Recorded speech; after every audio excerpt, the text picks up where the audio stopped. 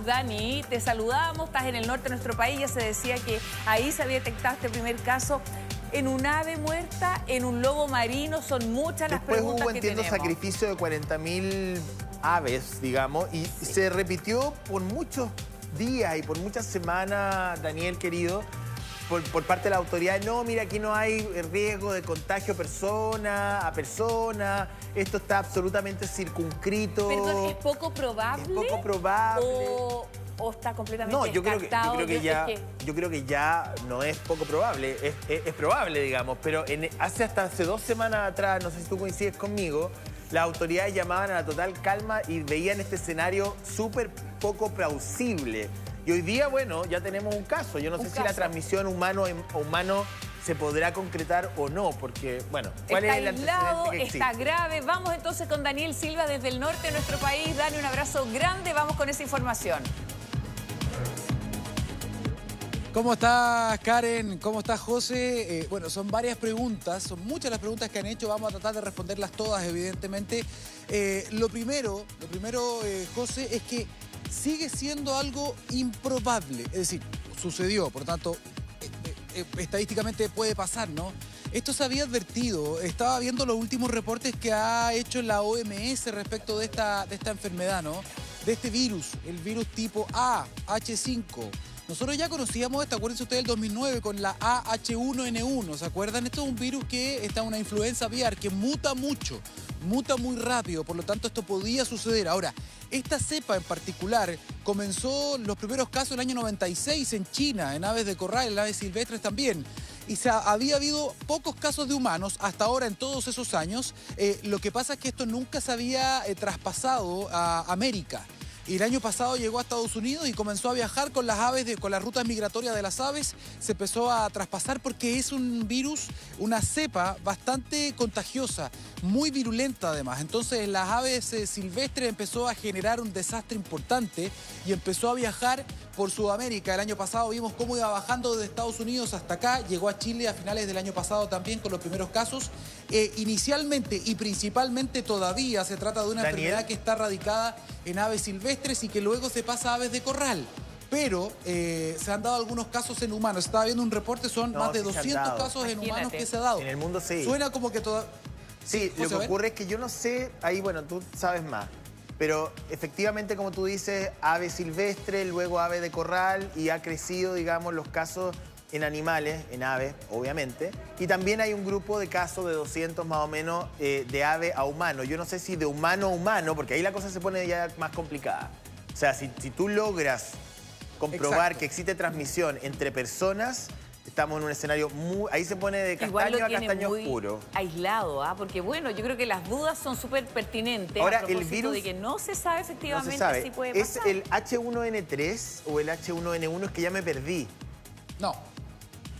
Sí. Lo que pasa H1N5. es que esta H, esta N, son proteínas que... ¿Ya? Son proteínas que tienen... Es H5N1. Ah, ok, H5N1. La última variante es H5N1.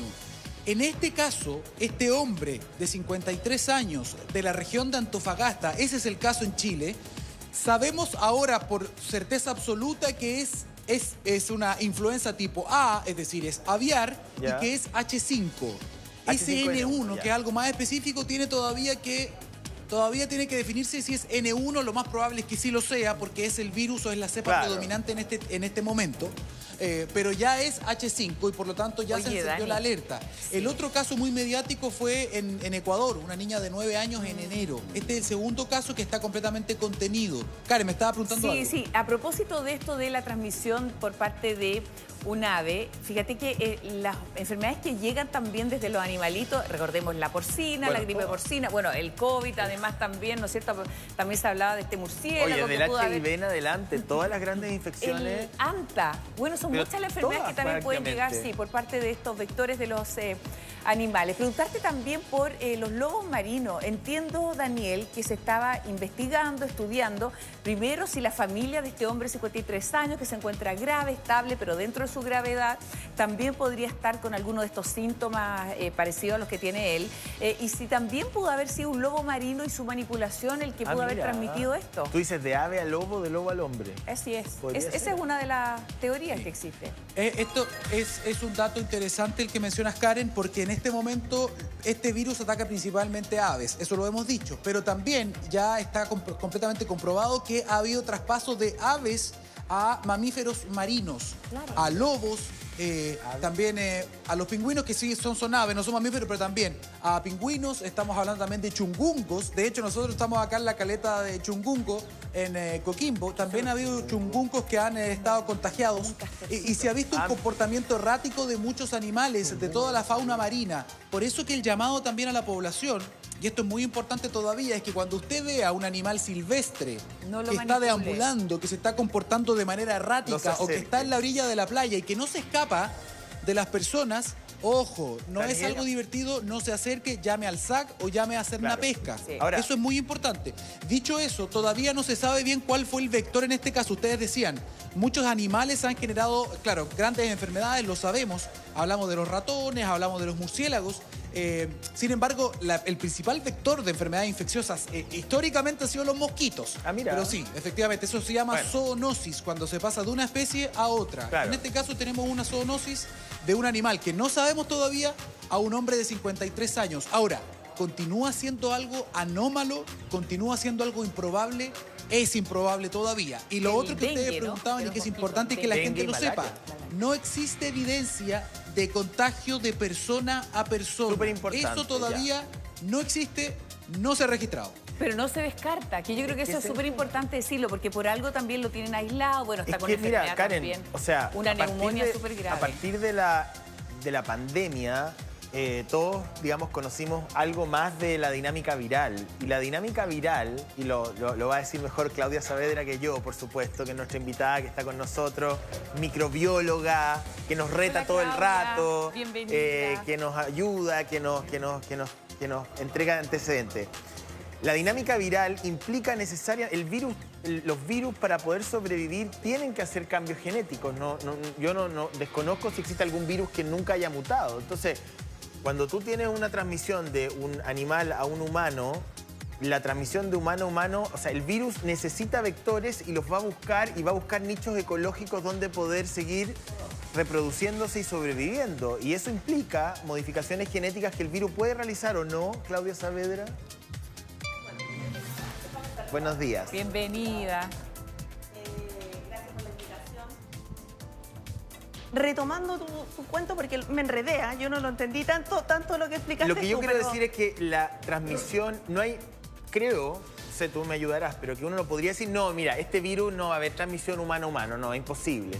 Porque los virus buscan nichos ecológicos y si se le acaban vectores animales, va a mutar o va a hacer modificaciones, y lo hemos visto en las enfermedades virales de la historia, para poder efectivamente lograr sobrevivir. Y si tiene que mutar para poder sobrevivir y transmitirse de humano a humano, o de humano a mono, de mono a humano, o de mono a ave, lo va a hacer, digamos. No Perfecto. Ahora te entendí lo que está, a dónde apunta el virus se adapta. Tu comentario. Eso es lo que quiero decir. Bueno, déjame contarte lo siguiente. Yo tengo que hablar desde lo que existe y la evidencia que hay. Ya. ¿Cierto? ¿Y qué es lo que dice la historia de la gripe aviar? La gripe aviar se detecta y los controles, ¿dónde están? ¿Dónde están los registros? Las notificaciones oficiales están en la OPS, la Organización Panamericana de la Salud, la Organización Mundial de la Salud, y es ahí donde uno va y busca. ¿Y qué es lo que encuentra? Que hay alrededor, en este periodo en el que se detecta la gripe aviar, entre el 2014 o desde el 2003 al 2023, uno tiene alrededor de 1000 casos. De ese 100% de casos, el 53% uno sabe que es mortal. Pero ¿qué es lo clásico que se ha detectado a nivel de todo el mundo? Que la transmisión es entre las aves y los humanos. Y que hay una transmisión, a veces, en algunos casos, aislados en humanos, cuando estos tienen contacto directo con las aves. Claudia, eso es lo que se sabe hasta ahora. Hasta ahora. Es la evidencia, por lo menos científica, que se tiene hasta el momento. Claudia, te interrumpimos un segundito para ir con Andrea Albaile, subsecretaria de Salud. Se encuentra en el sur de nuestro país, está conectada vía Zoom. Gusto de saludar a la subsecretaria para preguntarle también, porque ayer la sensación de todo era esto es lo que nos faltaba. Inmediatamente se vienen a la imagen o a la mente lo que nos acordamos de la pandemia, de estar confinados, esto irá a crecer o no. ¿Es para preocuparse, subsecretaria, o no la situación que estamos enfrentando con este primer caso de contagio en un ser humano de gripe aviar? Buen día. Karen, José Antonio, mucho gusto estar con ustedes. Y son situaciones muy distintas de las que estamos hablando. Por ende, es importante que estemos preocupados en el sentido que estemos ocupados para prevenir, tener más casos y estar siempre preparados para los posibles escenarios, pero estamos hablando de un contexto muy distinto al COVID-19. Y la diferencia es que las enfermedades transmisibles, valga la redundancia, se transmiten por distintos mecanismos, no son todas iguales. Y en este caso lo que las diferencia enormemente ambas, que es importante que las personas que nos escuchan así lo sepan, es que mientras el COVID se transmite persona a persona y se transmitía persona a persona con una alta frecuencia, y es por eso que tuvo el impacto enorme que tuvo, en el caso de la gripe aviar eso no ocurre así, no tenemos antecedentes de transmisión persona a persona, es más bien parecido al anta, por ejemplo. Una persona se puede contagiar de anta, pero no por eso va a contagiar a alguien que está al lado de ella. Y eso lo que significa es que el impacto en persona es más bien restringido y está confinado a quienes están en contacto con aves u otros animales que pudiesen estar contagiados. Dígame. Entiendo que, bueno, en ese contexto hubo un sacrificio de más o menos 40.000 aves durante las últimas semanas, producto del brote, pero bueno, se produce esta transmisión a un hombre de 53 años. ¿Cómo es la expresión de la enfermedad? ¿Es una gripe, concretamente? Es una gripe, pero lo que la diferencia es que es una gripe que evoluciona más rápidamente a un cuadro de mayor gravedad. Es una enfermedad, una infección respiratoria que afecta a las vías respiratorias bajas y, como le decía, su evolución es más rápida hacia cuadros más graves. Y eso es lo que hace que las personas consulten a la red. De hecho, este caso de este hombre de 53 años, que es el primer caso de gripe aviar en humanos notificado en nuestro país, justamente se pesquisó de esta manera. Se contagió, agravó rápidamente, por lo cual consultó en la red asistencial en el hospital, donde el Ministerio de Salud tiene activa lo que le llamamos red de vigilancia. Tenemos una red de vigilancia de influenza que tiene distintos componentes. Uno de los componentes es que los casos de personas con infección respiratoria aguda grave son estudiados para entender su etiología, su agente causal. ¿Qué fue lo que hizo en este caso? Se tomó la muestra en esta persona y se envía a nuestro laboratorio de referencia, que es el ISP, que entonces confirma que efectivamente es CPAC5, que es la gripe aviar. Sí, subsecretaria, ¿van a potenciar la vacuna contra la influenza? ¿Tiene que ver, no tiene que ver? Ahí veíamos esta campaña donde se apuntaban los dos brazos para que sea la bivalente con las dos cepas contra el COVID, pero además también de la influenza. ¿Sirve, por ejemplo, para estar más protegido frente a la amenaza o al avance de esta otra gripe? Sirve en algo que es un poquitito distinto a lo que menciona, digamos, en este momento, que es para estar protegido al cuadro específico. Pero sí, efectivamente, es muy importante por algo que entiendo que estaban conversando previamente a esta entrevista, que es sobre el potencial de que los virus muten. Efectivamente, eso siempre es algo que pudiese ocurrir y evidentemente es uno de los elementos que nos importa controlar. Entonces, lo que hace vacunarse con la influenza estacional, que es la influenza humana, es evitar que en una misma persona tengamos una coinfección de ambos virus y que a consecuencia de esa coinfección pudiésemos enfrentarnos a un nuevo virus de comportamiento desconocido. Y por eso es que anualmente el Ministerio de Salud todos los años hace una campaña de vacunación de influenza estacional. Todos los años. En ese sentido, los grupos objetivos para este año son los mismos que previamente. Es decir, si usted se vacunó por influenza el año pasado, también le toca vacunarse este año. Y dentro de sus grupos objetivos, efectivamente, uno de los grupos objetivos son los trabajadores avícolas, justamente para evitar que exista esta coinfección entre ambos virus. Y eso, por supuesto, que es algo que agradezco la oportunidad de hacer el llamado a las personas que acudan a los centros de vacunación a vacunarse, y lo que se le suma nuevamente a esta campaña de vacunación este año es que junto con la vacunación de influenza estacional también vamos a estar vacunando el mismo día, las personas pueden vacunarse el mismo día con la vacuna de influenza humana estacional. Y COVID. Muchas gracias, subsecretaria. Que esté Claudia, muy bien. Muchas gracias por este contacto. Una pregunta súper que probablemente muchos de nosotros no hacemos. ¿La ingesta de carne de ave transmite el virus o no? Es una muy buena pregunta y muy pertinente, porque como hemos visto, la gripe aviar afecta no solo a las aves, digamos, silvestres, claro, sino que también ha afectado a las aves de corral y en este caso a las aves que nosotros consumimos, las que producen los huevos que nosotros consumimos. Evidentemente las empresas tienen un rigor de la bioseguridad súper importante. Eso significa que no puede, por ejemplo, ninguna persona ajena a la industria ingresar a este lugar. Entonces, en este momento, me imagino que es lo no razonable, es que a lo largo de la línea de producción hay una serie de protocolos rígidos de protección de la bioseguridad y por lo tanto cuando yo tengo que ir a comprar al supermercado, ¿verdad?, un pedazo de carne trozada, tengo que estar completamente segura de que tiene inicuidad alimentaria. Eso es lo que la empresa debe hacer. Y de ahí la restricción, recuerden ustedes hace unos pocos días, donde, ¿no es cierto?, detienen la venta de carne o la exportación. Porque tiene que cumplir con los estándares de inocuidad. Y los huevos, la misma situación. O sea, aquí hay que hacer, así como hay que hacer una vigilancia centinela de los virus respiratorios, que es lo que se sugiere ahora, producto precisamente de su pregunta, de la vacunación por influenza. No me quedó claro. Son enfermedades estacionales, son virus estacionales. Yo me vacuno todos los años contra la influenza, pero en este caso, ¿protege o no protege contra esta gripe? O sea, son vacunas distintas y por lo tanto la vacuna de la influenza no tiene nada que ver con la gripe aviar. Eso tiene que quedar súper claro. El tema está en que, tal como lo dijo la subsecretaria, lo que se pretende es que no tengamos coinfección de ambos virus en caso de... Este señor de 53 años, por ejemplo. Sí, claro, si llega a contagiarse... No sabemos si este señor tiene, además de influenza, tiene la gripe aviar, por ejemplo. Y lo otro que es muy importante destacar, que no se dijo aquí por alguna razón que se da por terminado y concluido que no tenemos COVID. Y en este minuto tenemos los virus respiratorios circulando de manera muy alta y por lo tanto es súper importante vacunarse en los dos brazos, como dijo usted.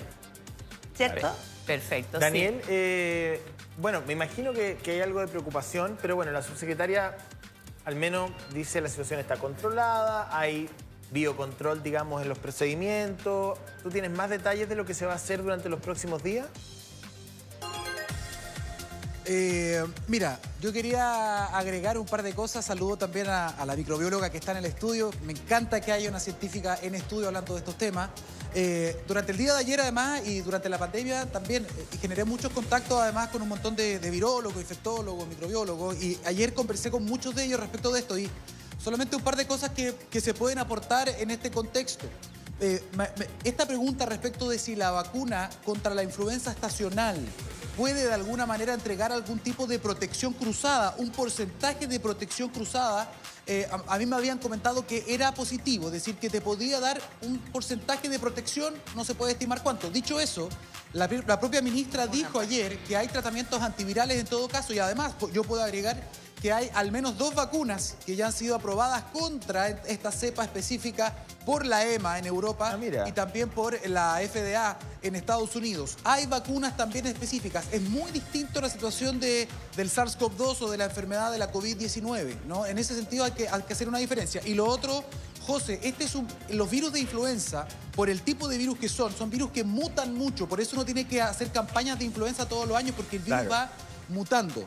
Dicho eso, en este momento lo que se ha dicho es que este virus, para que se entienda, tiene muy poca afinidad, no se lleva bien con los receptores o con las células que tenemos nosotros en el tracto superior. Por lo tanto, es muy difícil que se provoquen infecciones a humanos. Por eso que esto se sigue considerando improbable. Eso es súper importante todavía. El virus todavía no ha mutado tanto como para infectar fácilmente a las personas y no hay transmisión comunitaria. Eso por el momento. Ahora, los científicos tampoco pueden descartar que esto vaya a ocurrir, de fondo que vaya a haber una mutación y que en el fondo se pueda transmitir de persona a persona, pero hasta el momento la evidencia es clara, que esto todavía es muy improbable, hay casos registrados, pero la mayor parte tiene que ver con personas que trabajan con aves de corral o personas que han estado manipulando heces o secreciones de aves muertas, también de animales muertos. Por lo tanto, sigue siendo algo que está ahí acotado, pero la vigilancia activa está porque los virólogos, los científicos, los microbiólogos saben que este es un virus que puede mutar rápidamente. ¿Ha pasado? No todavía. Y hay que mantener yo creo que es una súper oportunidad O sea, es cierto lo que se menciona, que hay antivirales, que tenemos vacunas que están disponibles, pero esta es una oportunidad en la que hay que hacer una estrategia de no esperar que los casos aumenten como para tener la vacuna disponible, ¿verdad?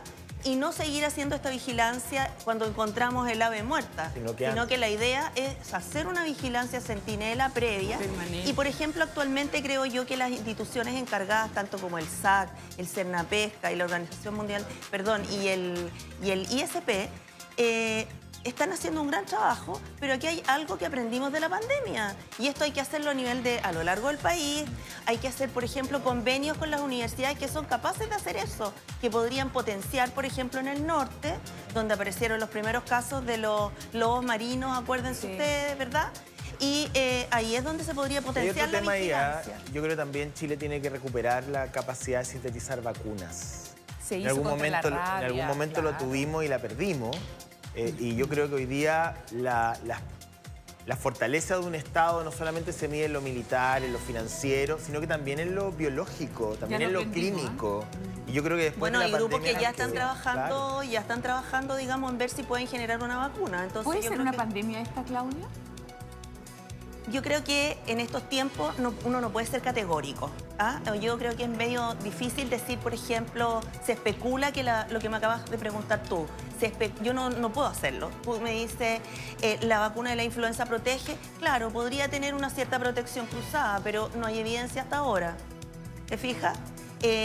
¿Podría ser una pandemia? Hasta ahora no parece ser. La transmisión es aérea, ¿no? Bueno, este virus de la influenza, eso era lo que te iba a decir yo. Nunca se menciona que puede ser transmitido de forma aérea. Entonces, por ejemplo, se sugiere ahora fuertemente que los trabajadores que tienen contacto, por ejemplo, con las aves, como vemos la foto, porque yo no sé si se ve, pero ahí está la foto, ¿verdad?, del personaje que está trabajando en el gallinero, ¿verdad?, en la industria, y tiene el traje de seguridad, tiene los guantes y tiene una mascarilla que tiene que ser una mascarilla que no es cualquiera, es una mascarilla KN95, ¿verdad?, que le va a impedir que el virus ingrese. Es un virus que se transmite por aerosol. No solo por el contacto. Ahora, claramente cuando uno está al aire libre y lo típico que uno hace en la playa es que encontraba una ave o algo y era inevitable acercarse a mirarla, manipularla, dar la vuelta, qué sé yo. El lobo marino y eso es lo que no hay que hacer ahora. Bueno, Claudia, muchas gracias. Qué seca. Muy bien. Sí, fantástica. Y nos vamos muchas a quedar gracias. Porque, bueno, y con Daniel también atentos a la evolución y bueno, desear que ojalá, claro, todo salga bien para él y para su familia además, porque está, entiendo, en observación también quienes lo acompañaron en el último tiempo. Gracias, Dani, que esté muy bien. Muchas gracias. Chao, Daniel. Y gracias, Claudia, por todo. Oye, la noche que recién pasó, una noche